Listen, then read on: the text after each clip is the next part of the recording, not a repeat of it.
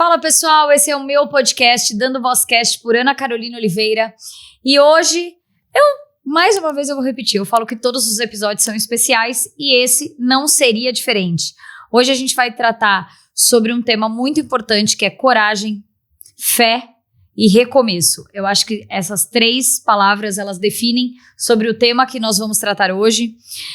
O outubro é um mês dedicado à conscientização sobre o câncer de mama e esse episódio a gente traz, além de pessoas importantes para falarem sobre o tema, a gente tem que ir muito além de simplesmente só uma campanha. A gente tem que falar sobre o tema de uma forma consciente, sobre uma forma de prevenção e que todas nós mulheres saibamos desse tema com leveza, com tranquilidade, que ele deixe de ser um tabu. Hoje eu tenho neste episódio, nós já tivemos uma oportunidade juntas, mas hoje vai ser muito mais profundo. Eu tenho a honra de receber a Marina. Ela é uma mulher que enfrentou o câncer de mama em um dos momentos mais delicados da vida dela. Recém-mãe, o filho tinha acabado de nascer, com um bebê de apenas 5 meses, e isso é muito recém-nascido, e para uma mãe a gente sabe o quanto isso é impactante, e uma fé que não se abalou nem nos dias mais duros do tratamento dela. E tenho também aqui ao lado a doutora Lu. A doutora Lu é tão maravilhosa que eu sou suspeita para falar dela também, já estivemos gravando, eu fiz um podcast com ela e agora ela está aqui como minha convidada. A doutora Luciana Taliberti, eu sempre falo o seu nome errado, né? Não. Mas agora eu vou falar certo.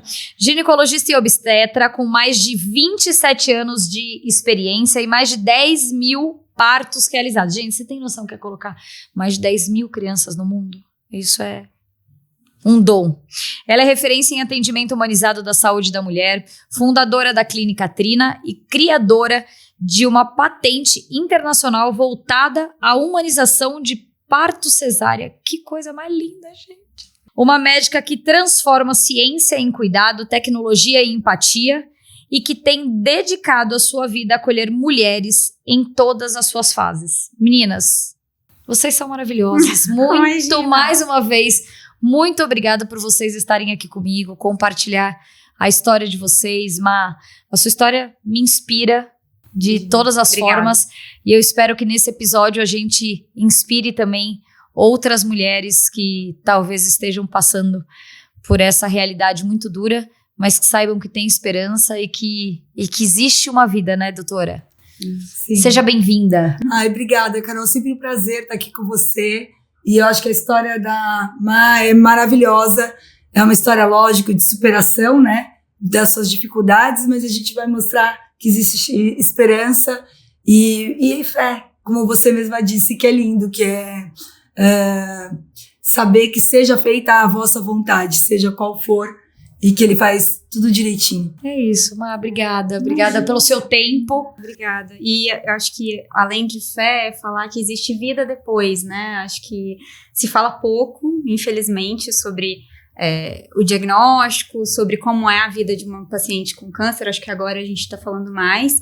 Mas e depois também, né? Sim. Eu acho que quando eu comecei o tratamento eu tinha muito essa ânsia de saber, mas existem pessoas que passam por isso e ficam bem, e elas ficam bem mesmo, e elas têm vida normal, né? Então... Tá, então você vai contar a sua história desde o começo, você já vai chegar do meio pro fim aqui, gente. A gente vai compartilhar. Você era uma mulher muito jovem, né? Quando você descobriu a sua doença, cheia de planos, com um bebê que tinha acabado de nascer. Sim. Então não tinha como, assim, essa doença ninguém espera e a gente não deseja pra ninguém. Uhum. E de repente você recebeu um diagnóstico de um câncer extremamente agressivo de estágio 4. Eu recebi, eu acho que a notícia mais difícil da minha vida, no momento mais delicado e ao mesmo tempo feliz, né? Eu acho que a mulher que passa pelo puerpério, ela sabe como é desafiador, mas ao mesmo tempo, como as emoções estão muito à flor da pele, né? E foi nesse momento que veio o diagnóstico. E eu acho que muita gente me pergunta, mas você estava amamentando? Sim, eu estava amamentando. Outra coisa, não tinha hereditariedade, não tinha histórico familiar para câncer de mama. Também é uma pergunta que muita gente me faz. Jovem, vida saudável, me cuidava e eu senti um nódulo durante a amamentação mesmo, e juntamente com outros nódulos, né, que eram nódulos de leite empedrado, a mulher que amamenta sabe como né, que às vezes pode empedrar, e só que os outros nódulos sumiram com a amamentação e com a massagem, e esse não, sumia. E ao mesmo tempo ele crescia, né, então, e ele não doía, os outros doíam, então aquilo foi chamando atenção. Então, apesar de eu ter recebido o diagnóstico com ele tendo 5 meses, eu comecei a investigar.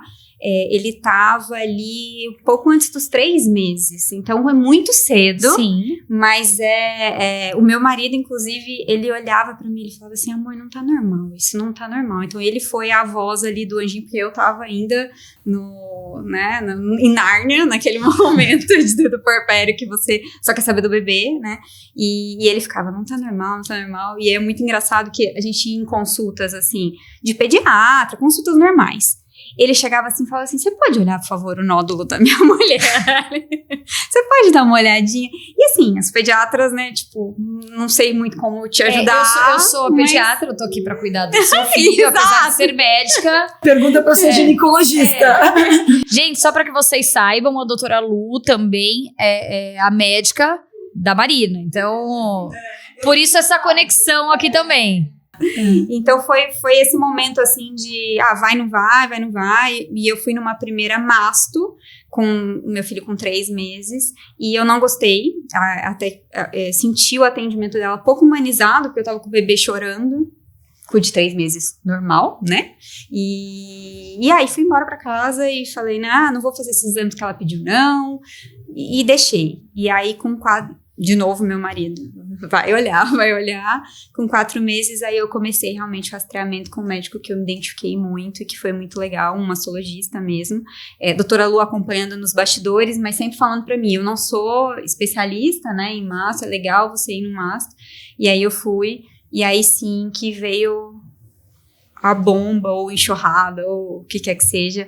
E eu lembro do dia que ele me contou, foi muito engraçado, hoje eu penso, né, imagina pra ele dar essa notícia também, né, me empatizo ali com os médicos, mas assim, eu cheguei lá, ele já me recebeu com uma carinha de luto, sabe, e hoje eu vejo, mas na época, tava eu, meu marido e meu filho, né, não tinha onde deixar, não tinha babá ainda, sabe, que todo mundo fazia tudo junto, né, e ele pôs os papéis na mesa, assim, virados, e aí ele falou assim, então, a gente precisa conversar sobre como vai ser daqui pra frente. Mas você tá com um nódulo, né, e pelo que eu tô vendo, maligno. Mas maligno quer dizer o quê? Peraí, é câncer, né, até cair a ficha. Até processar. Nossa. E aí, pra mim, foi muito simbólico, assim, eu tô trazendo detalhes desse dia, porque realmente foi um momento muito difícil que hoje eu consigo ressignificar, mas eu lembro que quando a gente saiu do consultório, depois de toda essa bomba, né, porque minha primeira reação foi reação mãe leoa. Eu virei e falei assim, e como é que eu saio dessa, né? Como é que a gente resolve? Porque meu filho tá aqui, entendeu? E ele, não, calma, a gente vai fazer, né, tratamento, vai fazer quimioterapia e tal. E aí a gente saiu do consultório, assim, em choque, estado de choque mesmo. Eu e meu marido, a gente nem chorar a gente conseguia, foi um estado bem complicado, assim. E a gente foi fazer outras coisas. Ele falou, não consigo voltar pro trabalho, isso era meu horário de almoço. Eu falei, tá bom, então conversa lá, né, e aí a gente foi pro clube e tal, arejar, assim, e eu lembro que passaram-se, depois que a gente tinha saído do consultório, sei lá, umas 2, 3 horas, a gente resolveu olhar pro Bento, e aí a gente, pela primeira vez, resolveu olhar a fralda do Bento. Ele tava 4 horas no Baby Conforto, a gente não tinha olhado, ele tinha realmente, assim, sujado a fralda inteira, as costas, porque a gente não conseguiu olhar pra ele. Então foi aquele momento, pra mim foi muito simbólico, quando a gente tirou ele da cadeirinha pela primeira vez, e ele tinha ficado quietinho todo esse tempo, sabe? Respeitando talvez aquele momento e aquela dor. E aí fomos nós dois limpar o nosso filho, assim, e falar assim, cara, deixei ele de lado, acho que foi a única vez, assim, que eu realmente não tive condições de cuidar dele, entendeu? Que eu tive que deixá-lo de lado para olhar para aquele momento. E aí, dali pra frente, assim, enfim, momentos muito difíceis, momentos melhores também, né? Mas precisou de um tempo para processar, assim. E isso, detalhe, isso era uma sexta-feira de carnaval. Então, assim, um feriado inteiro pra você pensar. São Paulo, né? Daquele jeito, o feriado não tinha o que fazer. Eu quero falar com. Ele falou: o próximo passo é um oncologista. Eu falei: então eu quero falar com um oncologista. Só semana que vem. Você vai ter que esperar a quarta-feira de cinzas, entendeu? E aquele feriado, eu lembro de ver as cores, as pessoas passando na rua assim. E a única coisa que vinha na minha cabeça é a última vez que eu tô vendo isso. É a última vez que eu tô vendo essas pessoas passando essa alegria. Eu nunca mais vou poder viver isso. E parecia que eu tava... Sabe quando parece que você tá dentro de um filme, meio sonhando, assim? Sim. Eu só via isso e eu pensava, nunca mais. A gente não conseguia ir pra casa, a gente ficava muito mais na rua do que em casa, porque em casa a gente tinha que encarar os fatos, sabe? Sim. Então, a gente ia pra rua e ficava andando de carro, às vezes parava o carro, às vezes olhava um bloquinho e foi como a gente conseguiu passar, talvez, esse momento mais difícil, assim, sabe? Até aterrissar.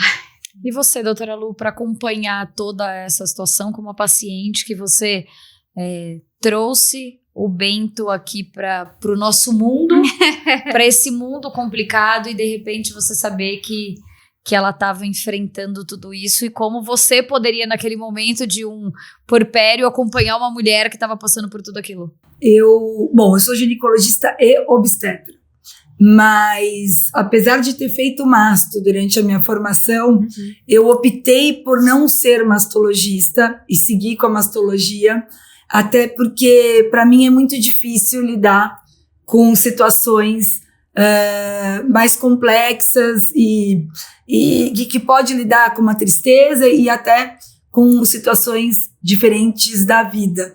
E por isso que eu fui muito mais para ginecologia, tratamento do dia a dia, né, geral, e para obstetrícia, que é a vida, que eu acho que é o lugar mais especial que se coloca a vida ao mundo. Com a Marina e com todas as minhas pacientes que têm câncer e que eu acabo fazendo o diagnóstico acompanhando, para mim nunca é fácil. Até porque o meu perfil de médica é um perfil muito ligado à vida e à prevenção. Eu lembro quando a Marina me falou, e a gente pensou no primeiro momento em mastite, lógico, né? Mama empedrada, e ela foi ao hospital. E daí eu acho que foi em outubro ou novembro, eu pedi uma punção para você, agora eu não lembro ao certo. Eu pedi uma punção para ela porque me incomodou aquele nódulo. E você não fez a punção, entendeu? E eu, uma paciente super assim, dedicada. Me identifico, Mari. Não é, porque exatamente, imagina, ela tava com o Bento pequenininho e de novo, amamentando. E imagina você, uma punção, pra quem não sabe, você pega uma agulha e você... Grande. Pode ser fina ou grossa, pra você tirar, no caso da fina, as células e no caso da grossa, tecido, para fazer um diagnóstico, mas com alguém que estava amamentando e que estava curtindo aquele momento da amamentação. Então, zero de julgamento, tanto que eu não me senti no direito nem de cobrar isso dela, entendeu? E aí, você não fez a punção? Como é que tá? E quando eu recebi o diagnóstico, e apesar de eu ser obstetra, eu acho que eu não saio muito da vida dos pacientes, eu acho que eu sou uma obstetra que continua, e aí, como tá? Tá tudo bem? E com a Marina não foi diferente, muito também pela minha preocupação. E quando ela me deu a notícia, foi muito difícil, assim, muito difícil porque é o que eu falei, eu sou mais ligada à vida do que qualquer outra notícia, principalmente. Então, para nós médicos, também não é fácil receber uma notícia de uma paciente que ela tá com câncer. E num primeiro momento, até porque eu sou obstetra, eu cheguei para Marina e falei, Marina, a gente precisa conversar sobre o seu futuro reprodutivo antes de começar qualquer tratamento, porque apesar de eu não ser mastologista, a minha formação no meu R4 tinha mastologia, então eu sabia ali mais ou menos a linha do tempo do que ela ia enfrentar. E como obstetra, eu tinha que conversar com ela e dar as possibilidades para ela antes do tratamento, porque ela faria uma químio, ela faria uma cirurgia, ela faria uma imunoterapia. E a quimioterapia, para quem não sabe, muitas vezes faz uma menopausa química. Então, através das medicações, essa paciente pode se tornar infértil. E daí eu conversei com a Marina, falei, Má, a gente precisa conversar sobre isso antes de você começar qualquer tratamento. Vamos falar de congelamento de óvulo? E aí, Má, como é que foi? Nossa. Não, e pensar numa decisão dessa na hora, você não tava pensando em nada, ó. A única coisa que você queria pensar é no seu tratamento. Imagina, se eu quero ser mãe de novo, eu quero viver. Bebê pequeno. Acho que assim, o meu raciocínio foi meio lógico naquele momento, assim. Eu falei, eu não tenho condições de tomar essa decisão agora. De falar, vou ser mãe de novo ou não vou ser mãe de novo. Não tem. Mas não ter a possibilidade, né, se estão me dizendo, porque aí eu já tinha conversado com os oncologistas, já tinha entendido que havia grandes chances de cura. Quando eu vi essa palavra pela primeira vez, eu acho que foi quando o chão que tinha se aberto ali, eu tinha caído, ele voltou a se fechar e olhar pra mim. Foi quando eu vi a primeira vez cura, eu falei, então, né, estamos falando de cura. Então, já que eu tinha essas chances de cura, eu falei, beleza, acho que a melhor decisão é a gente, eu pelo menos ter essa possibilidade, sim, né, de pensar sobre isso. E também uma coisa que eu falei muito na época foi, se não for interferir no tratamento, beleza, né, porque se fosse ter que prolongar, demorar mais o tratamento, ou interferir hormonalmente no tratamento, eu não gostaria de seguir, mas a gente, né, conversou toda a equipe médica e beleza, não teria esse problema, então segui com o congelamento dos óvulos, estão lá congelados ainda. E me conta uma coisa, como foi pra você a maternidade? Como que a maternidade te ajudou, de uma certa forma, sim, né, pra enfrentar toda essa questão, todo o problema, todo pensar no diagnóstico, no tratamento? Eu acho que assim, o diagnóstico, o câncer, não é fácil pra ninguém, isso já está dado, né? Já está na mesa. Já é um fato dado. Um fato dado, beleza.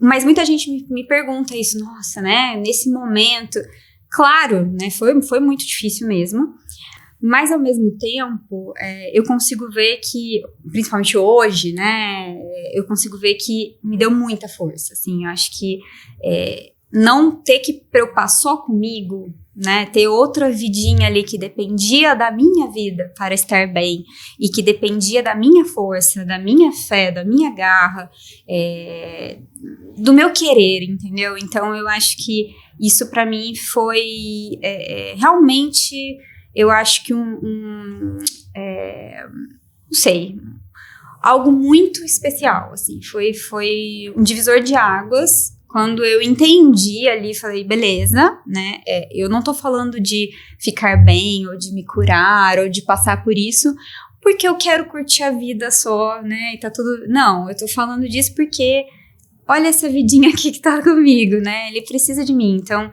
a todo momento eu senti a força vindo dele, sabe? Então, era... De manhã, quando ele chorava, eu falava assim, meu Deus, eu tô cansada. Mas, cara, ele tá precisando, então bora lá.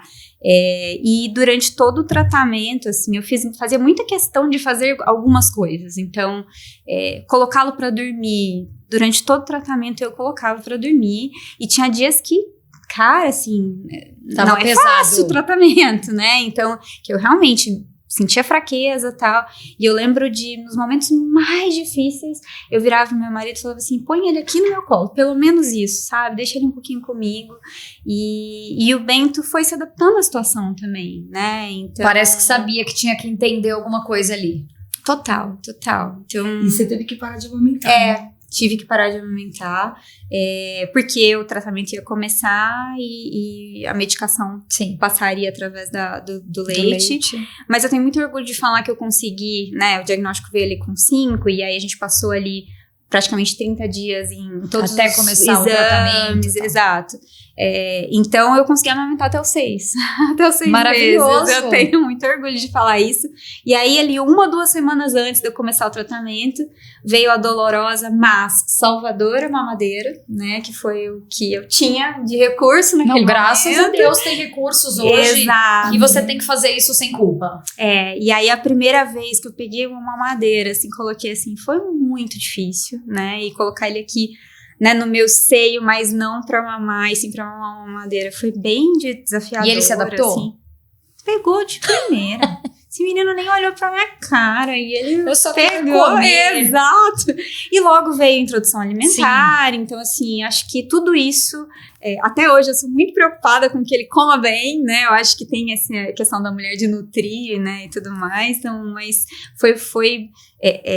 acho que os tempos ajudaram também nesse sentido, assim, dele poder, né, depois, né, começar a comer e eu ver aquilo acontecendo foi muito legal, assim. Então, desafiador, mas importante. Mas sabe que você falou uma coisa interessante, né? Que você falou que você teve medo e da palavra câncer, mas a questão da cura.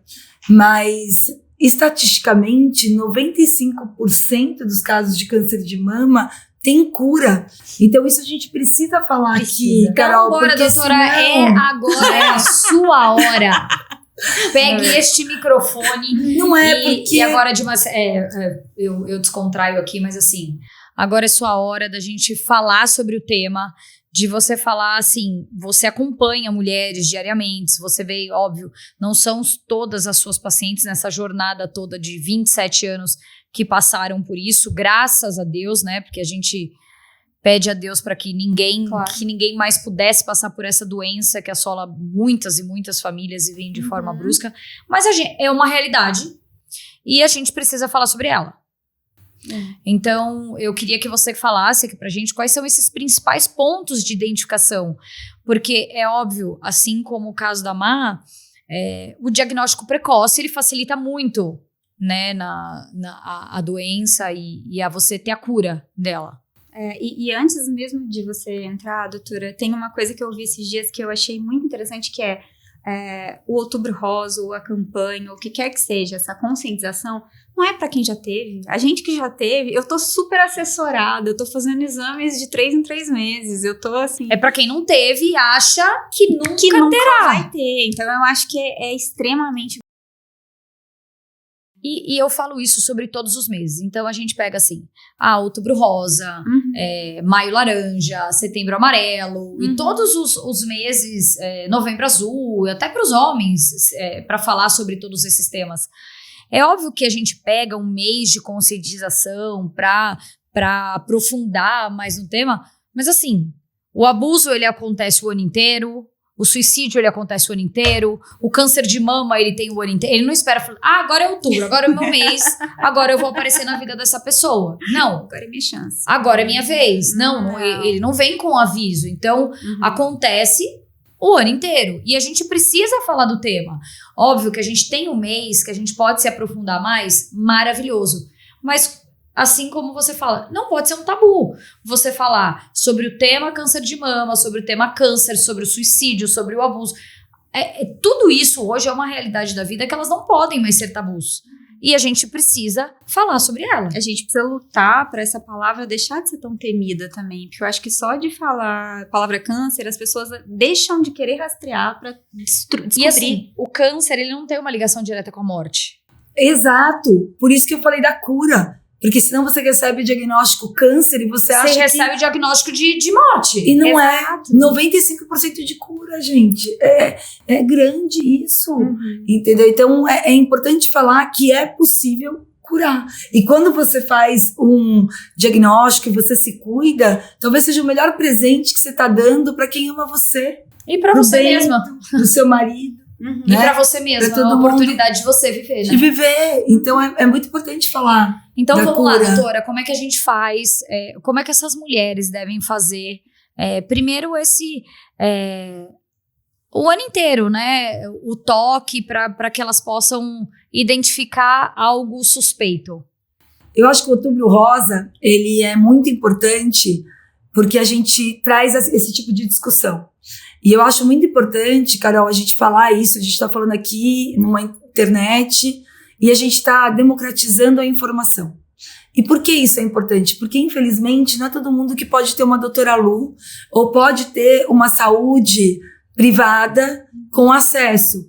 Muitas pessoas, infelizmente, no Brasil, não têm acesso nem à informação e nem à saúde. Então, quando a gente coloca os meses coloridos, seja do que for, e pautas interessantes, eu acho que é muito importante pessoas que nem você trazer esse tipo de informação e que a gente possa chegar a mais lugares, principalmente aos lugares onde não tem acesso, e cuidar dessas pessoas e dessas mulheres que precisam também da nossa ajuda.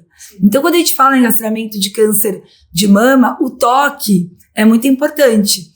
No caso da Marina, era um nódulo palpável, e onde ela conseguiu perceber através do toque. Mas, infelizmente, nem todas as mulheres conseguem detectar um nódulo.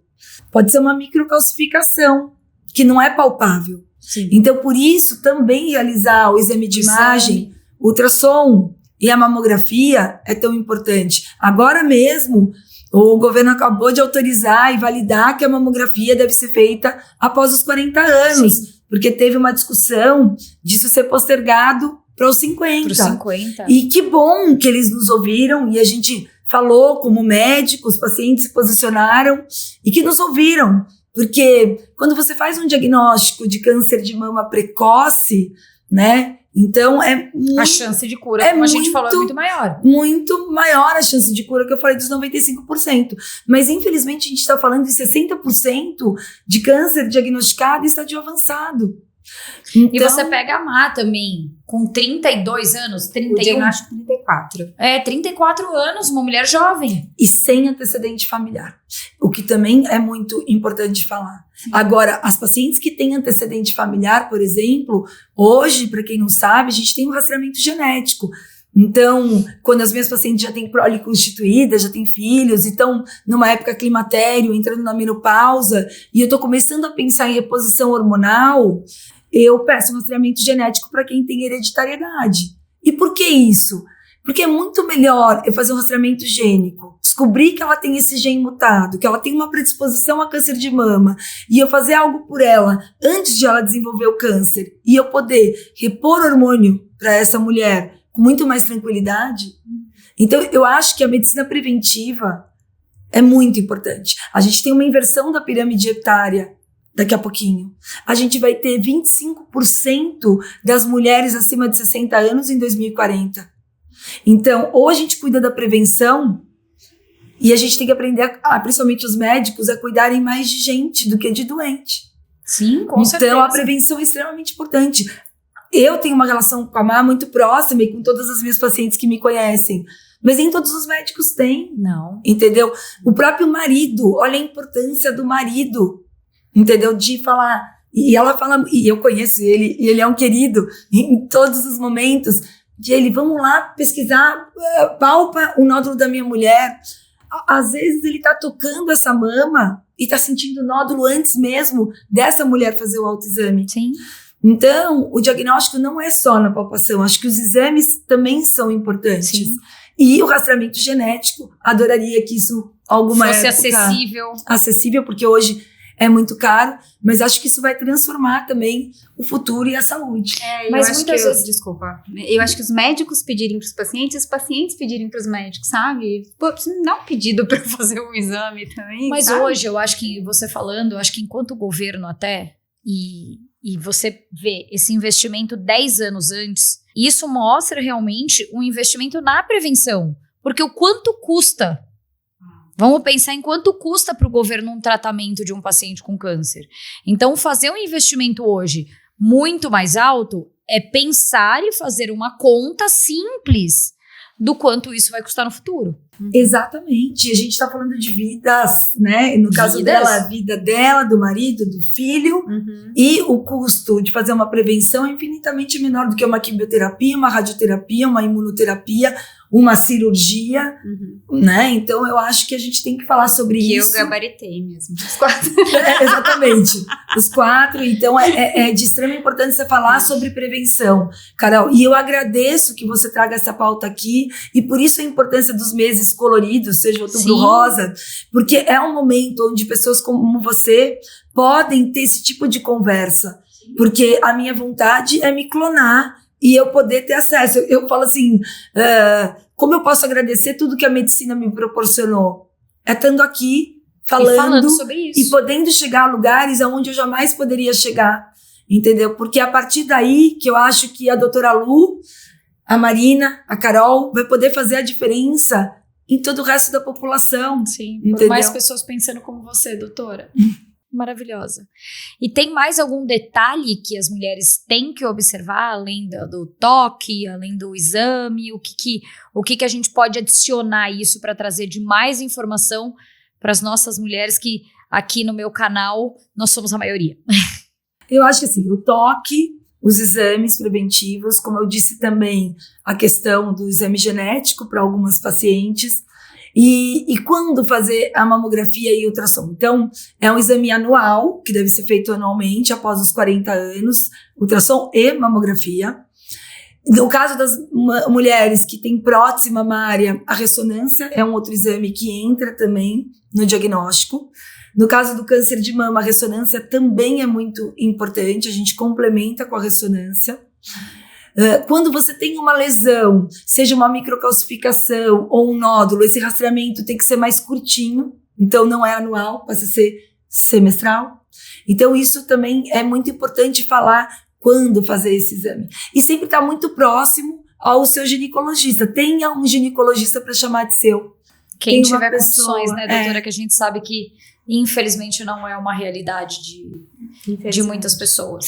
O acesso, né? Quando conseguir esse exame, né? Quando eu falo, é muito fácil para quem tem uma saúde privada, né? Na saúde pública. Sim. Se no privado complicado. Eu vou te dizer que tá difícil, você imagina, eu, assim, hoje, enquanto também parlamentar, é uma luta que a gente trava, né? Quando você entra nesse lugar, de realmente ter a saúde, ter oportunidade para todos e não achar que o privilégio de uns não pode ser para os outros, e principalmente qualidade, né? Com médicos assim como você, que se importem com a vida, que deem esse atendimento não só obrigatório, mas humanizado. Mas, Carol, eu amaria que tivessem, sei lá, estruturas móveis, de repente, que chegassem a lugares aonde não tem acesso.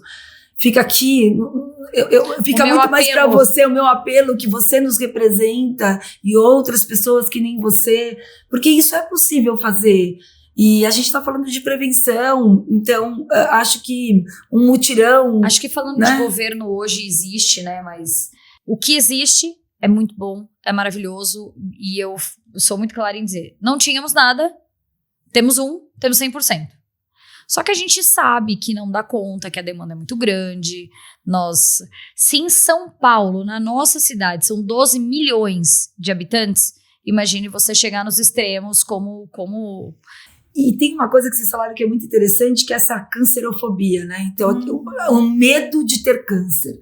Então, por mais que às vezes você tenha acesso a exames, tem mulheres que têm medo de fazer. Eu não quero saber. Vai que eu descubro. Já ouvi isso, tá? Eu já ouvi isso. Não é? E eu acho que é importante. Acho que eu acho que seria, pelo amor de Deus, isso eu não descobri. A hora que eu descobri...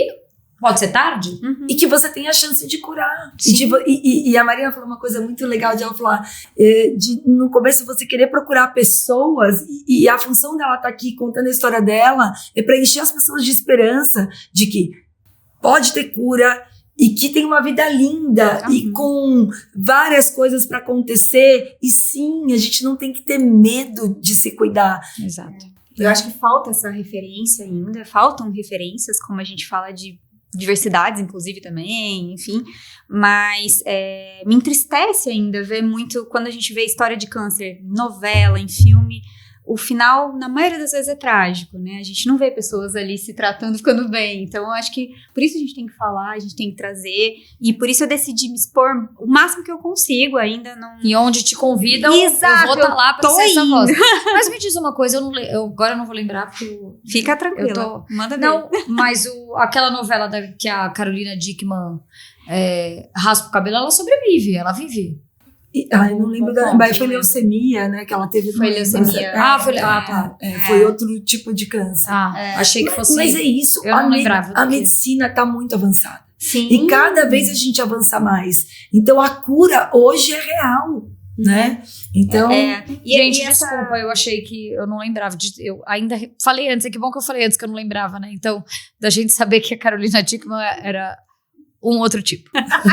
Desculpa. Mas eu acho que, e aí aqui no meu lugar de fala de paciente, né, eu vejo que uma coisa que eu descobri, né, nesse mundo é que muitas pessoas não querem descobrir, ou não querem saber, não querem diagnosticar, outras quando diagnosticam não têm curiosidade.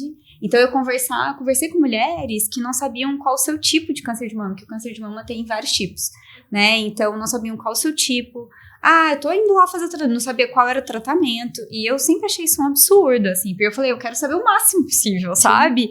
E conversando com uma mastologista também, com a doutora Lu, eu entendi que mesmo antes, né, quando você tá rastreando e tal, a curiosidade, ela é extremamente importante, esse inconformismo de você querer, às vezes vem um diagnóstico de um nódulo, não, mas você é muito jovem, não preocupa com isso.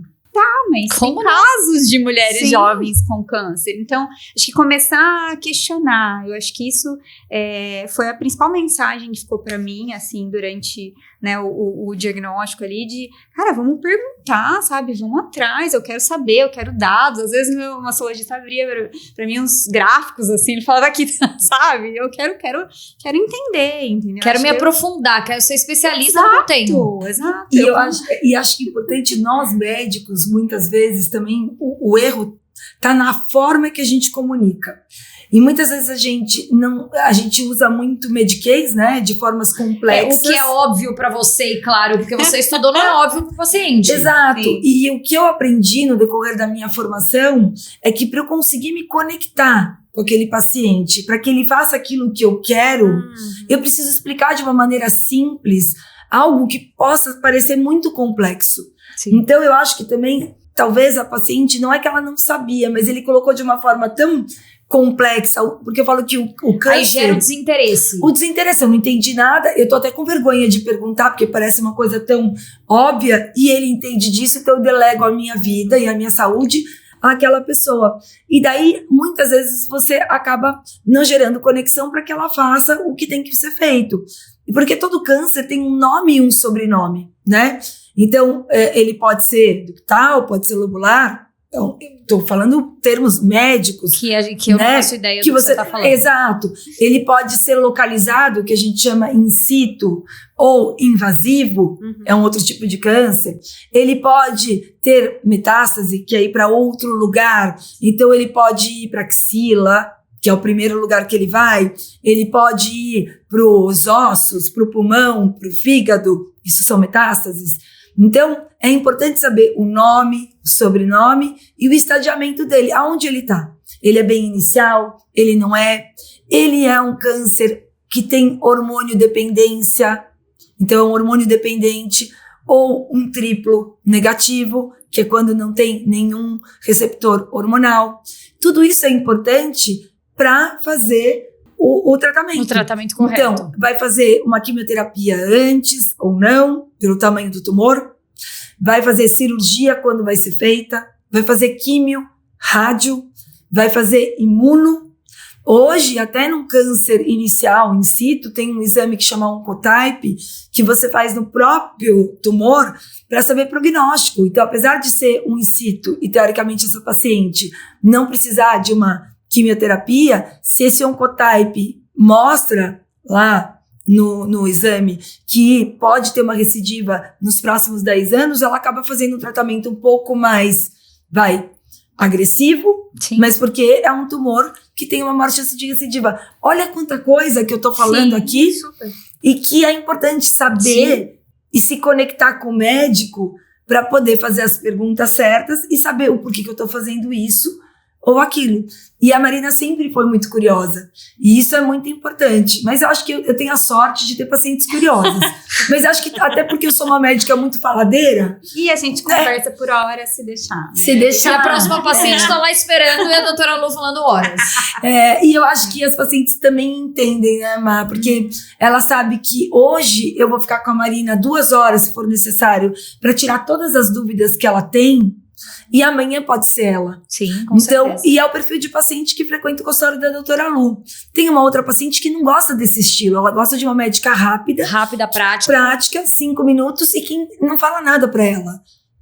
Aquilo é satisfatório pra ela. E tá tudo bem. Ela não tem que ir na doutora Lu, ela tem que ir em outra médica. E tá tudo certo. Entendeu? Eu acho que cada um procura o que é bom pra você. O que é bom pra você. Não tem certo ou errado, não tem um médico melhor ou pior. É estilo diferente. Ô Mai, eu queria falar com você agora um pouco sobre a sua jornada nesse período de tratamento, porque pelo que eu acompanhei seu, você fez todo um relato aí desse tempo. Quanto tempo foi de tratamento? Ele é um tratamento bem longo, né? Como eu brinquei agora, eu gabaritei, né? Porque eu fiz as 4 possibilidades aí de tratamento. Então, ele começou com a quimioterapia, né? Então, eu comecei em março de 23, a quimioterapia, e todo o tratamento ele se desenrolou até abril de 2024. Então, foi um ano e um mês ali no tratamento. Então, é interessante falar sobre isso também, acho que é mais um tema para falar, porque muita gente, quando começava, falava assim, mas e aí, você já acabou? Já tá bem? Já tá curada? Gente, assim, é uma jornada mesmo, entendeu? Ele é longo, depois que termina o tratamento, você ainda precisa ser acompanhada por bastante tempo, então, assim, não é simples assim. Mas, no meu caso, então, a gente fez quimioterapia branca e vermelha, né? Então, tem os tipos da quimioterapia. Quimioterapia branca, teoricamente, ela é um pouco mais leve, a vermelha é um pouco mais pesada. Na primeira vermelha, eu fiquei muito mal, então eu tive uma primeira internação.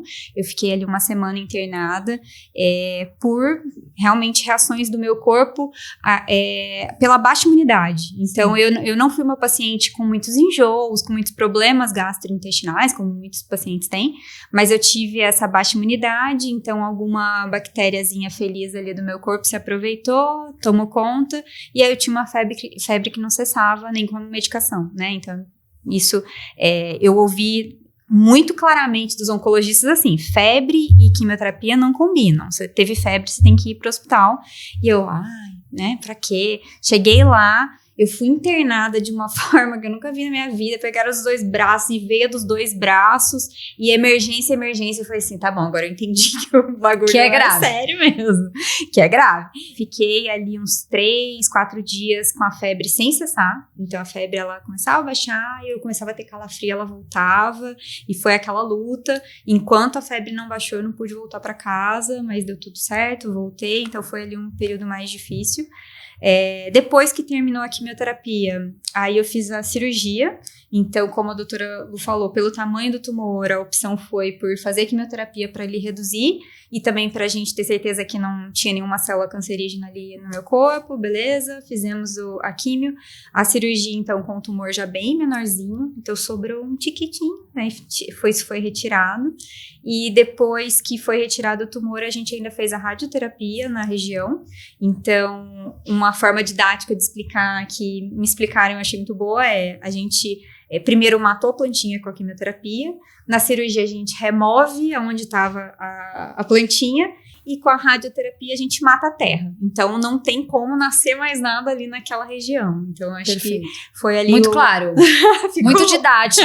Até as crianças vão entender, saber sobre o tema. Isso, e aí o último tratamento é a imunoterapia, que começou junto com a quimioterapia e continuou um pouco depois, né? E aí, assim, essa é a parte técnica. A parte vivencial, ela já é outra história. Contei um pouco da internação, acho que teve a perda de cabelo, como todo mundo fala. Pra mim, o mais triste não foi o cabelo, foi a sobrancelha, eu falo pras pessoas, porque o cabelo é ruim, é claro, eu ainda fiquei careca pra mulher, no né? Pra mulher é um ponto muito crucial o cabelo. E aí, assim, eu vivenciei algumas experiências que foram muito ruins, E principalmente com o lenço. Eu acho que o lenço já causa um julgamento e eu comecei a não usar mais, assim, eu preferia sair careca mesmo, porque eu lembro de uma das primeiras vezes que eu falei assim, nossa, tô me sentindo bem, vamos sair de casa? Eu, meu marido e meu filho, vamos. Pus o lenço e o Bento bebezinho, e a gente foi num shopping, né, e mais tranquilinhos, assim, só uma voltinha, fui comprar um presente, acho, não sei se era pra minha mãe, enfim. E eu lembro do olhar das pessoas, o olhar de pena das pessoas foi a pior coisa que eu senti, assim, sabe, de dó, de pensar, nossa, essa mulher com essa criança pequena tá morrendo, sabe, e eu podia ver isso no olhar das pessoas, então, isso pra mim foi muito difícil. Na verdade, a pessoa tenta ter uma empatia por você, mas na verdade aquele resultado que ela tá te entregando não é nada satisfatório, né, é possível de você entender, mas é difícil de você entender. Exato, e eu optei, claro, né, eu falei que no comecinho o diagnóstico foi terrível, mas depois que eu comecei a assimilar, né, estou tratando, eu estou indo atrás, eu estou fazendo alguma coisa por e tudo mais, eu optei por viver esse período de uma forma positiva mesmo, com fé e acreditando que ia dar certo. Então, cada vez que eu enfrentava um olhar desse, me jogava para baixo de novo, sabe? Então, era desafiador, assim. Eu optei por voltar a trabalhar da licença maternidade. Então, eu comecei o tratamento na licença maternidade. Então, eu lembro que o oncologista-chefe lá, ele olhou para mim e falou assim, você quer afastar para você não voltar a trabalhar, se dedicar ao tratamento? Meu segundo de pensamento, assim, o meu lecumcré aqui, eu falei assim, gente, eu vou ficar em casa, olhando pro meu filho, me tratando, e só, sabe, assim, tipo, não casou pra minha conta. Eu falei, não, eu quero tentar. Se não der certo, é outra história. Então, no trabalho, eu fiz questão de falar sobre, sabe? Eu falei, gente, vocês vão me ver careca. Eu não quero cara de enterro. Então, assim, eu consegui, pelo menos... no seu ambiente ali que você ia conviver diariamente. Exato, eu consegui ali moldar um pouco de como as pessoas reagiam, E eu acho que quando você fala, você leva a leveza pra pessoa. Isso. Porque é muito real e, óbvio, dadas as suas devidas proporções de acontecimentos, quando as pessoas chegam até mim, elas não sabem o que falar. Elas têm medo do que falar. Então, eu acalmo a pessoa. Então, eu acho que no seu caso é a mesma coisa. Você falar sobre o tema e a pessoa saber como lidar com ele. Exato. E eu acho importante, quando você fala no retorno do trabalho, será que as empresas estão preparadas para esse tipo de... Exato. Esse tema precisa ser levado. Esse tema tem que ser falado. E como a Marina quis abordar, é diferente, de repente, como a Joana quer abordar. E por que não ouvir essas pacientes? De que maneira que você quer que aborde o seu retorno ao trabalho? Conversar com os seus pares ou com os seus funcionários precisa ser falado. As empresas têm que começar a se preparar para esse retorno. Sim. Eu acho que isso é algo que eu não vejo. E aí eu repito, as empresas poderiam usar as cores dos meses para levar esse tema, o tema que for. É amarelo, ele é rosa, ele é azul, ele é laranja, ele é vermelho. Tem que levar todos os temas. Aproveita os meses e faz uma integração com os funcionários sobre o tema. E não só falar, mas acho que agir sobre, sabe? E se portar como uma empresa que se preocupa com isso. Eu ouvi de... Pra mim, isso se torna uma empresa inclusiva. Exatamente.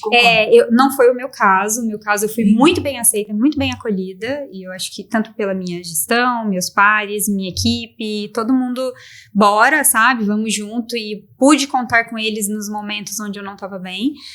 Mas eu ouvi de amigas que, né, passaram por isso, que foi totalmente oposto. Inclusive o gestor, de certa forma, pressionando. Você realmente não quer afastar, sabe? Então vamos fazer o seguinte, aproveita essa câmera aqui, deixa um recado para os gestores e donos de empresas e diretores e superintendentes e afins. O que eles devem fazer? Se você quer uma máquina, contrate uma máquina. A gente está falando de um ser humano. Então, um ser humano, ele tem... nuances, ele tem camadas, então assim, trate o ser humano como um humano. Acho que esse é o grande ponto, assim, é poder acolher nas dificuldades também. Eu tenho certeza, e é o meu caso, quando você é acolhido nesses momentos, você se torna muito mais fiel àquela empresa e você consegue entregar muito mais depois, entendeu? Eu não tô falando só de ser bonzinho por ser bonzinho. Eu tô falando de você conseguir reter aquela pessoa, ter um bom funcionário ali, entendeu? Então, enfim, foi a minha vivência, né? Então, hoje eu posso falar que enfim, eu hoje sou o que sou ali dentro, muito por esse período difícil que eu passei e fui acolhida, sabe? Graças a Deus. Então, mais uma vez, você, gestor, superintendente, dono, ou até o funcionário da empresa, leve o tema para dentro da empresa para que todas as outras pessoas possam ter essa vivência. Não precisa ser mulher para falar sobre o Outubro Rosa. O homem tem que ter essa consciência, tem que ser parceiro. A gente falou aqui do marido da Má, então você, homem, também sugira e leve para dentro da sua empresa o tema, né? E converse com o funcionário que está passando por isso, como ele quer que aborde esse tema dentro da empresa. Eu acho que é muito importante, porque cada pessoa, como ela disse, somos seres humanos. E são nuances diferentes e pessoas diferentes. Um quer que aborde de alguma maneira e o outro de outra. Um quer falar sobre o tema, um não quer nem ser visto. Não quer ser visto e não quer que fale. E tá tudo bem. E tá tudo bem, vamos respeitar, porque ele tá passando por esse momento complexo e difícil. E você falou uma coisa interessante, né, do lenço e das pessoas. E acho que é legal você contar como foi o Bento te ver, né, sem o cabelo. Isso, doutora, me ajuda aqui, seja a minha entrevistadora. Eu acho que eu passei tanto com ela e são momentos tão especiais, eu acho que é importante. E ele era tão pequenininho, né? E eu acho que, por isso que eu falo que deu forças, né, a maternidade Ele quis tirar? e tudo mais. Tirar o lenço? É. Não, na verdade... Não, as crianças não querem, é colar, elas puxam. Eles não... Então, eu, na verdade, decidi até antecipar um pouco a raspagem do cabelo, né? Então, eu raspei meu cabelo e quando meu marido tava raspando, ele falava, não acaba a quantidade. Ainda tinha muito cabelo, mas já tava caindo bastante porque meu filho tava na fase de puxar cabelo. E aí, ele não saía com 3, 4 fios na mão, ele saía com tufo na mão, entendeu? E aí, eu falei, cara, assim, tá me doendo ver meu pequenininho segurar meu cabelo e sair com um tufão, porque realmente, assim... Pacientes oncológicos que já, né, sabem como não é uma queda de cabelo normal, realmente você sai um tufo, assim. Então, eu decidi raspar e aí eu não sei porque eu tive uma questão minha de falar, não quero que o Bento veja raspando, eu não quero que ele tenha isso no subconsciente de alguma forma, então minha mãe saiu com ele e tal. Na hora que a gente ficou pronto ali e eu... por muitas vezes eu fiz isso e acho que esse é um simbolismo a esse momento. Eu chorei antes, eu me acolhi, falei, beleza, vai ser difícil, mas tô pronta. Depois que eu chorei, me acolhi, falei, eu tive o meu momento, eu fui lá, fiz uma maquiagem, de verdade, eu fiz uma maquiagem, falei assim, agora eu tô bonitona, olhei pro meu marido e falei, amor, pode raspar. E aí... Eu não quero chorar durante, eu quero chorar, quero estar pronta. E aí ele raspou, a gente se divertiu, ele fez uns penteados muito malucos durante, sabe? Então, assim, foi pra descontrair o momento. A gente pôs música, eu falei, eu quero fazer um momento que, assim, eu me lembre depois como algo que não foi uma tragédia, sabe? E realmente não foi. Então, a gente raspou. E aí, quando eu falei, minha mãe, pode trazer o Bento me olhou com os olhos de amor mais lindos do mundo. Pronto, vou chorar. Que eu falei, cara, é sobre isso. É sobre isso, exato. Se meu filho me olha da mesma forma ou até mais apaixonado, por que eu não posso me olhar assim, entendeu? Por que eu tenho que me olhar no espelho e achar que tá tudo perdido, sabe? Então eu fazia muita questão, assim, eu tive momentos ruins, ressalto de novo, e momentos difíceis, de me aceitar, mas também eu fazia questão, assim, toda a quimioterapia, eu me maquiava pra caramba, eu falo, gente, eu apareço no hospital, eu punha brincão, sabe, já tô chamando atenção mesmo, então agora é que eu vou chamar mais atenção mesmo. Então, assim, eu fazia questão de tentar ao máximo me aceitar, e o auge pra mim foi o aniversário de 1 ano, né, do meu filho, que eu fiz questão, e algumas pessoas me perguntaram, olha esse lenço, que bonito, você não quer pôr um lenço, pôr uma touca? Eu falei, não, eu tinha acabado de acabar a quimioterapia, tava me sentindo super bem, sabe, já os efeitos passando, e eu falando, eu vou conseguir curtir, vou conseguir comer uma besteirinha. Eu passei o tratamento inteiro, assim, impecável na alimentação, regradíssima. Falei, não, agora eu vou conseguir comer. Eu lembro que eu conversei com o meu onco na semana anterior, assim, falando, ai, vai ter um vinhozinho, assim, eu posso, né? Ele falou assim, mas eu nunca te proibi de beber. Aí eu falei, tá, então bebi até um vinhozinho e tal, mas eu fui careca, e eu tenho todas as fotos, eu, meu marido e o Bento, e eu tô ali estampando a careca mesmo, mostrando pra todo mundo, porque eu quero ter esses registros também, sabe? Eu faço questão de que meu filho olhe depois, daqui a alguns bons anos, e sinta orgulho da história da mãe, entendeu? Então, foi simbólico, assim. E a gente tem muito orgulho de você, tenho certeza. Não que tenha dúvida. Sou nós e quem tá assistindo a gente agora. Sim, é uma pessoa especial. Mas me diz uma coisa, Má, como que mudou a sua forma de ver o mundo, de ver o seu corpo, de ver o tempo, de ver como a cura, como mudou a sua forma? Eu acho que a parte difícil é essa sensação de que não tem uma linha de chegada. Então, assim, como eu falei, o tratamento não é que ele acaba, né? Você tá ali em constante atenção com o assunto. Então, isso eu acho que é desafiador. Mas, ao mesmo tempo, eu olho para as coisas hoje dando muito mais valor às coisas menores. Eu sei que isso é muito clichê, né? Mas é um clichê real, assim. Tem algumas coisas que eu faço muito mais questão hoje, de, por exemplo, ter o horário do meu filho à noite ali, que eu sei que é o horário que eu vou poder dar atenção, brincar com ele, e muitas vezes a gente tá cansado e tal. E assim, gente, eu também fico cansada, eu também tenho dias que eu olho. Apesar de ter tido um câncer, eu sou um ser humano que igual todos. Exatamente. Então, eu também me olho no espelho às vezes e falo, meu Deus, né? Queria que meu cabelo tivesse comprido como era. Meu cabelo era super longão, assim, e tal. Mas tá lindo seu cabelo, só pra te dar feedback. Maravilhoso. Ele tá no caminho, entendeu? Então, assim, às vezes eu falo, nossa, né? Não me vejo ainda como aquela pessoa. Mas eu não sou mais aquela pessoa. Não é. Entendeu? Assim, definitivamente. E se você me dissesse hoje, 2 anos, 3 anos depois? 3 anos, 3 anos depois que você era a mesma, eu ia falar, olha, acho que não teve uma evolução, mas é impossível dizer que você é a mesma pessoa. Não, com certeza eu não sou, assim, acho que olhar pra tudo isso e conseguir ver, gente, o dia de hoje, sabe, ver que eu tô conseguindo viver uma boa vida agora, eu acho que mudou muito a minha relação com a morte também, né? Não que eu não tenha medo, tenho medo pra caramba. Eu acho que mãe que não tem também, né? Colocando aqui um pezinho maior pras mães, inclusive. Mas eu falo que eu conversei com a morte algumas vezes nesse período. Eu tive outra internação também, que foi muito difícil. Essa foi pior que a primeira, porque eu tive uma reação muito complicada a uma medicação. E eu fiquei 15 dias vomitando sem parar. Tudo que não parava, né? Dando estômago, enfim. E então, assim, esses momentos vão te jogando pra, meu Deus, cheguei no fundo do poço, sabe? Eu tive alguns momentos assim. Então, assim, nesses momentos eu falava com Deus, sei lá.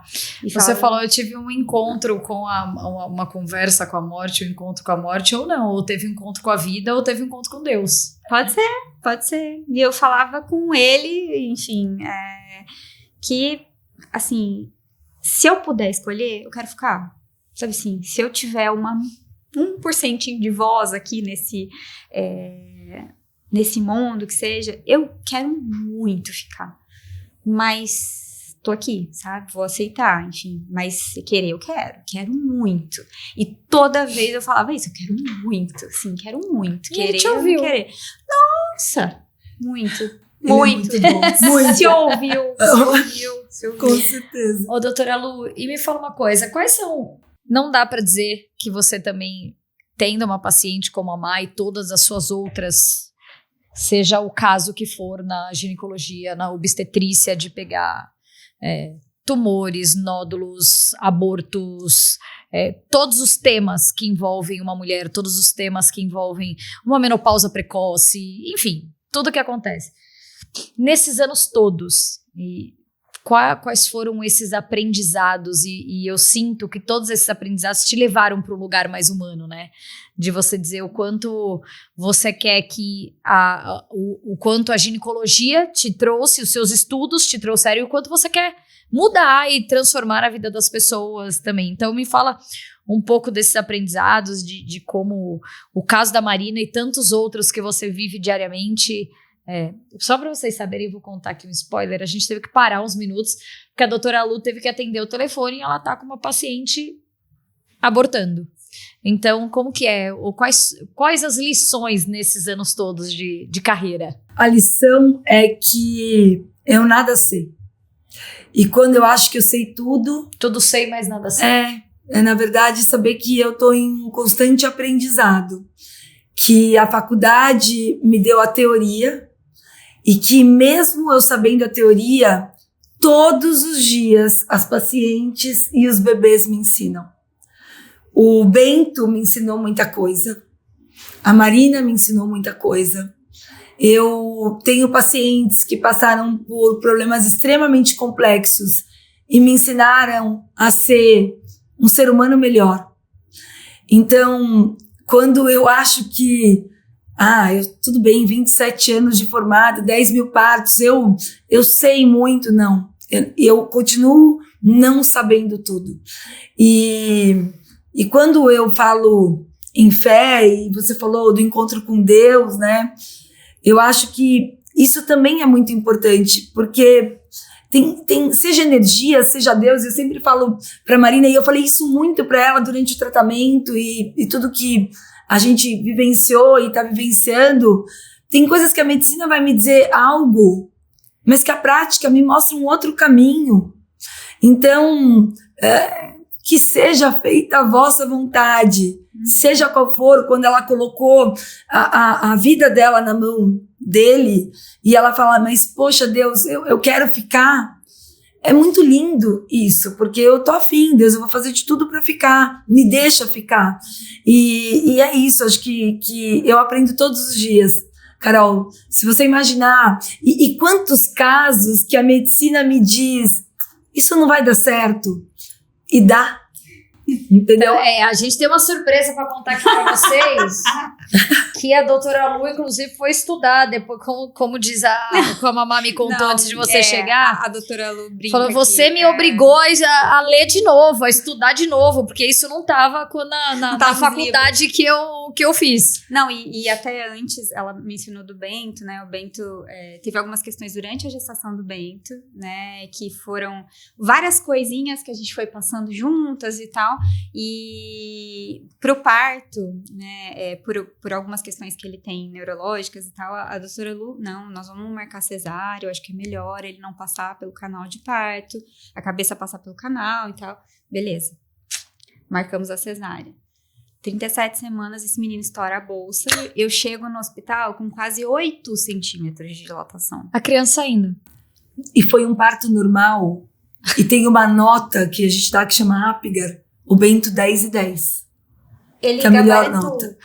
E a sua família tá acostumada a gabaritar, né? Você gabarita os tratamentos. Pro bem ou não. E eu falo, o Bento me ensinou, doutora Lu, você estava no caminho errado. E por isso que eu falo, a natureza também é sábia, e a gente tem que permitir que ela nos mostre o melhor caminho. E talvez eu, por medo e por receio, para protegê-lo o máximo que eu pudesse, eu queria ir para um caminho, e ele me mostrou, não, doutora Lu, eu quero ir por esse. Calma. Mas também aceita. E eu aceitei, falei, tamo junto. Sempre eu falo, tá tudo certo. A gente tá... E a Marina e o marido dela foram muito... Eles começaram o pré-natal comigo no meio, né? Com alguns desafios, né? E eu sempre falei, a gente tá junto nisso? Eu sigo com vocês, a gente tá de mão dada. Tá de mão dada, a gente vai seguir juntos. E eles sempre seguiram juntos, acreditando. E não só na gestação, no parto e no próprio pós-parto, com a Marina fazendo todo o tratamento, a gente acompanhando. E a Marina é muito boa aluna, né? Ela sente muito... É verdade. Eu falava as coisas para ela, olha, a questão, né? A própria quimioterapia faz uma menopausa química, né, que eu disse. E ela falava, e sempre me questionando, mas doutora Lu, esse exame vai mudar? Ela sempre falava assim, que horas que esse exame vai mudar, doutora Lu? Vai mudar? E eu falava assim, Marina, pode mudar como não. Então, né? e aí, você ainda, diante de todo o tratamento que ela enfrentaria, você sugeriu o congelamento dos óvulos. Sim, antes. E você fez o congelamento. Fiz. Tem 5 óvulos, ó. Fez. Tem 5 E sabe que no meu... Eu fiz reprodução humana, meu R4, hoje eu não faço alta complexidade. E lá atrás, imagina, há 20 e tantos anos atrás, na minha monografia, eu queria congelar óvulos de mulheres com câncer de mama. E acredite se quiser, naquela época, muito lá atrás, nem foi aceito isso. E hoje é feito com muita recorrência, né? E, então, para mim, por mais que todo mundo fala, mas imagina, ela estava passando por um câncer, doutora Lu vai pensar em ela ter um filho, e eu entendo que era dolorido aquele momento, mas eu precisava dar o livre-arbítrio para ela da escolha. Uma coisa é não poder. Porque ela não estava pensando, e aí uma mulher jovem, aí Exato. pensa assim, poxa, eu queria ter nossa, agora eu não tenho mais a opção de gerar um outro filho. E por isso que cabe ao E pode não ter essa opção, né? Pode. Só que Então, pode ter. pode.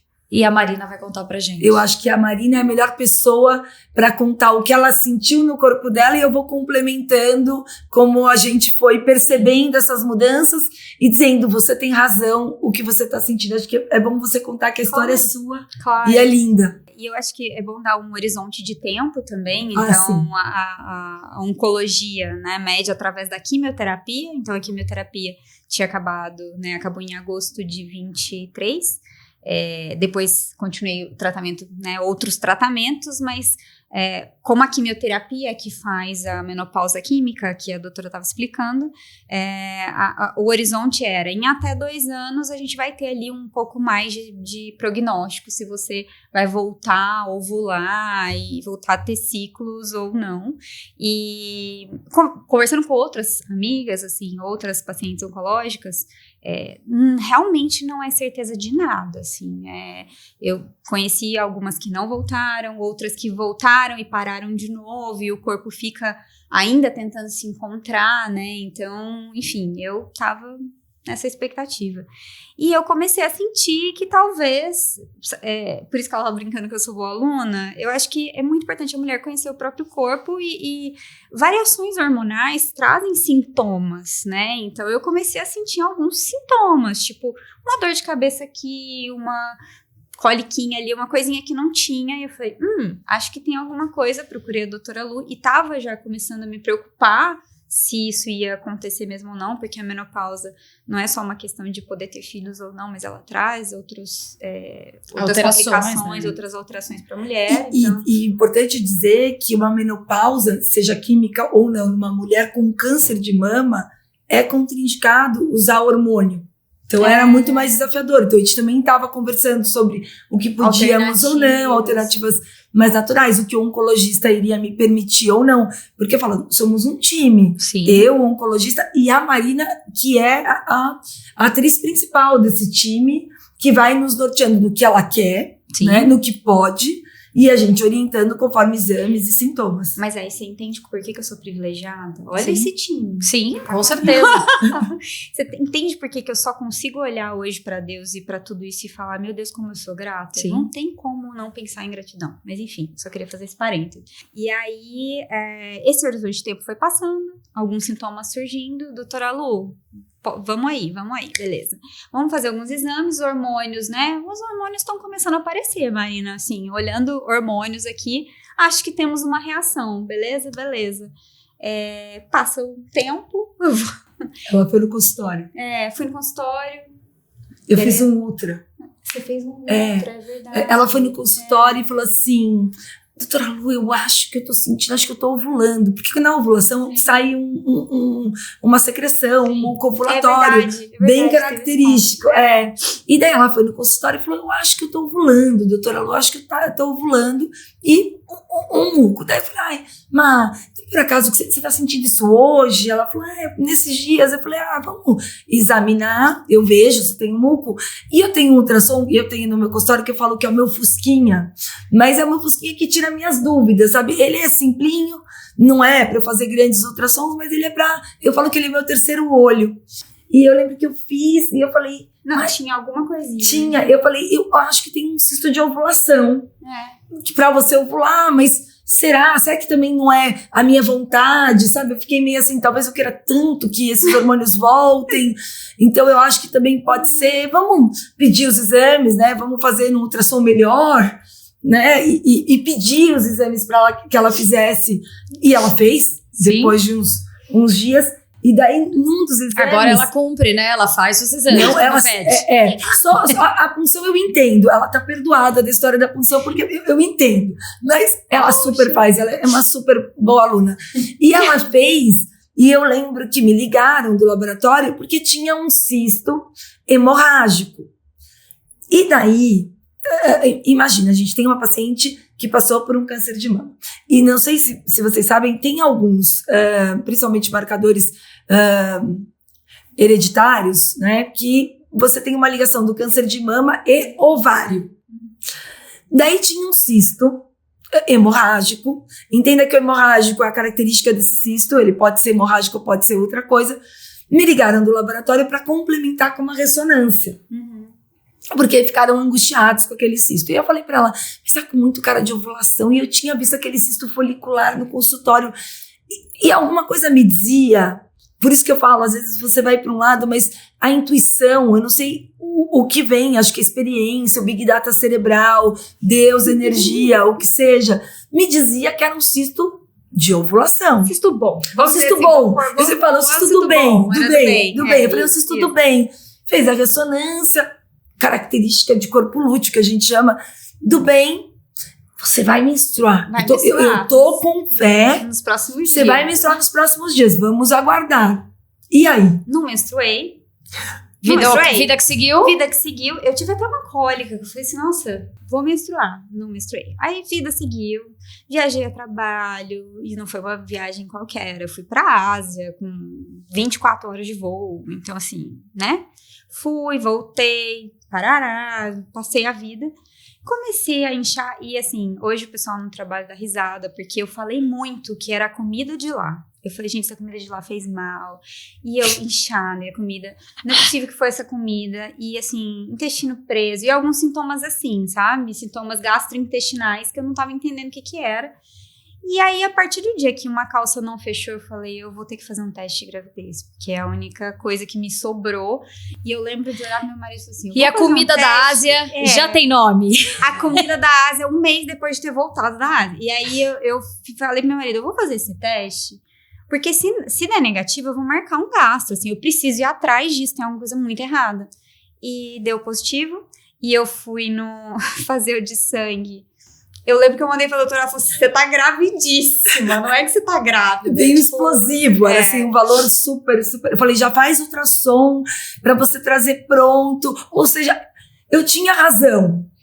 Ela tava ovulando. A intuição era um corpo lúteo, não era algo do mal, era tão. E aí, fazendo as coisas, fazendo as contas, dava exatamente aquela época.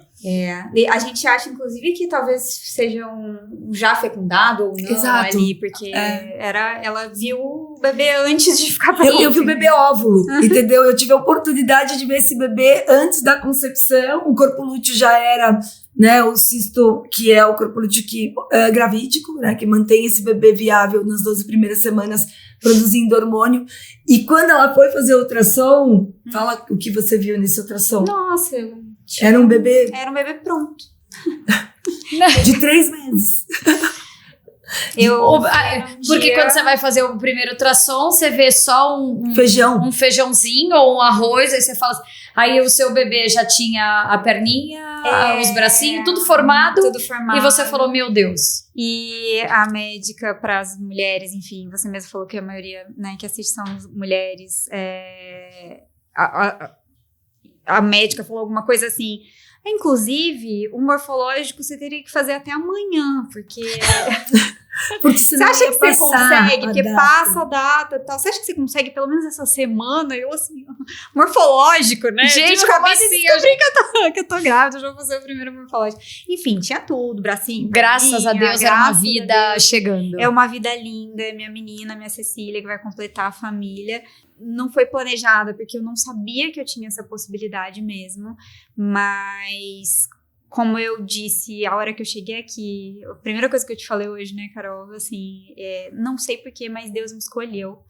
E Deus me escolheu com força, assim, acho que é para viver altas emoções e para ver coisas muito boas, assim. Então eu sou muito grata, ainda estamos, né, entendendo tudo isso que está acontecendo, mas estamos muito felizes e graças a Deus ela tá muito bem, então... Graças a Deus, e eu desejo, como diziam os antigos, uma boa hora para você, que ela venha ainda mais cheia de vida, cheia de luz, trazendo exatamente essa luz para a família de vocês. Você já viveu várias provações, então agora chegou a hora de viver momentos melhores ainda. Acho que completar uma família, ou quem sabe ter mais, né, gente? Nossa, a medicina tá aí. Hoje eu tava com a Mariana já esteve aqui no nosso podcast, ela tá no 13º filho. Então ela é uma prova viva de que... Eu conheci ela. Ela é maravilhosa. Ela teve duas gestações gemelares, menino, mas ela tá na ótimo. 9ª menina. Sim. Maria Carolina. Ela São várias descobri Marias. hoje. Mas de meninas, eu ficaria com vocês aqui. Eu fico feliz de te ter dado essa notícia pro pessoal, para eles enxergarem essas vidas que existem além da sua, de você poder gestar. Mas ficaríamos aqui horas e horas e horas batendo os 100 minutos, que daqui a pouco a gente já tá lá. Mas eu queria mais uma vez agradecer pela oportunidade de vocês estarem aqui, falar tanto para essas mulheres, tantas lições. E eu queria, doutora Lu, se você puder deixar um recado para essas mulheres que nos assistem sobre esse tema, sobre esse mês e da importância realmente delas se cuidarem. Essa câmera é sua. O que eu posso falar para vocês é que o Outubro Rosa é só um mês de lembrança para vocês se cuidarem. E que quando a gente se cuida pra gente, óbvio, mas também para quem ama a gente. E que mesmo que você venha a ter um diagnóstico de câncer, tudo é possível, e a medicina está aí para te ajudar a ter uma vida melhor e tirar ensinamentos disso. E o caso da Marina é muito bacana, porque ela mostra que ela superou tudo isso e está vindo agora uma nova vida através dela, mesmo tendo passado por tudo que ela passou. E espontaneamente, ela não precisou usar os congelados. Tá aí, eles estão aí para ela fazer eles estão para fazer próxima. o terceiro. Então é isso, não deixe de se cuidar. Tem um médico para chamar de seu, acho isso é muito importante, que gere conexão. E para os médicos também fica o apelo de gerar essa conexão com o paciente, conversar de maneira simples para que eles entendam, se conectem e possam se cuidar sem medo. Muito obrigada, Carol. Obrigada, Marina, mesmo. Que prazer ter pacientes que nem você. Eu falo que Deus é muito bom comigo. Amém. Ele realmente me presenteia com as melhores pacientes do mundo. Que viram amigas e pra vida. Pra vida. E que só me ensinam a ser uma pessoa e uma médica melhor. Amém. Você é maravilhosa, sou suspeita. Má, chegou sua hora de deixar esse grande aprendizado da sua vida, que é a segunda vez que eu tenho a oportunidade de te encontrar e que eu continuo aprendendo com você. Eu acho que se eu posso falar alguma coisa sim, a vida é muito curta, né? Mas ela é muito valiosa e é muito cheia de oportunidades, de coisas boas, de boas energias. E tudo que a gente passa traz um aprendizado. Então, assim, se cuide, sabe? Olhe pra você e acredite, assim. Acho que quando a gente falou muito de fé, né? A gente falou muito de Deus aqui, mas acho que independe de religião.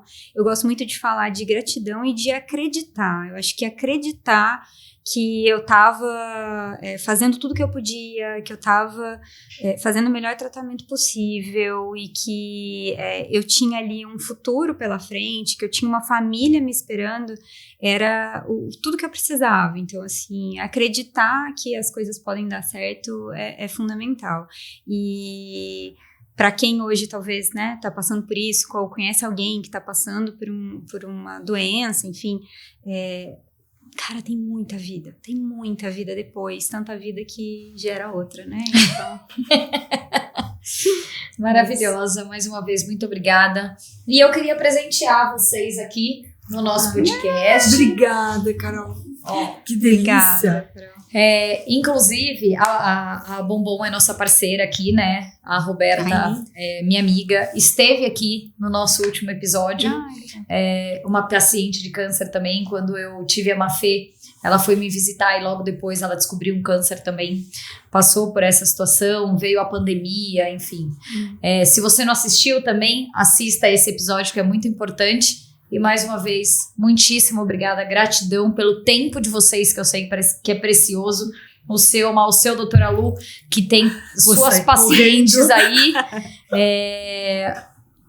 De verdade, muito obrigada por esses ensinamentos e que tantas pessoas aqui possam ser tocadas. Que esse episódio lembre você aí do outro lado do quanto é importante a prevenção, do quanto você, mulher, precisa ter esse olhar para você. Esse episódio também não fala só sobre uma doença, sobre prevenção, mas também fala de fé, amor, superação, e essa superação leva a gente para muitos lugares. Nenhuma mulher está sozinha, tem sempre alguém que está do seu lado. Procure uma ajuda. O Outubro Rosa tá aí, repito, é um mês que a gente leva essa conscientização de forma mais profunda, mas também mais profunda, mais informações, mas procure essa informação durante o ano todo. Se você ficou conosco aqui até agora, o meu muito, muito obrigado, minha gratidão. Não deixe de se inscrever, curtir, compartilhar, deixar o seu comentário, sugestões, de como nós podemos aqui ser melhores. A sua opinião é muito importante para nós. Mande para quem precisa desse conteúdo, para quem precisa ouvir. Um beijo e até a próxima.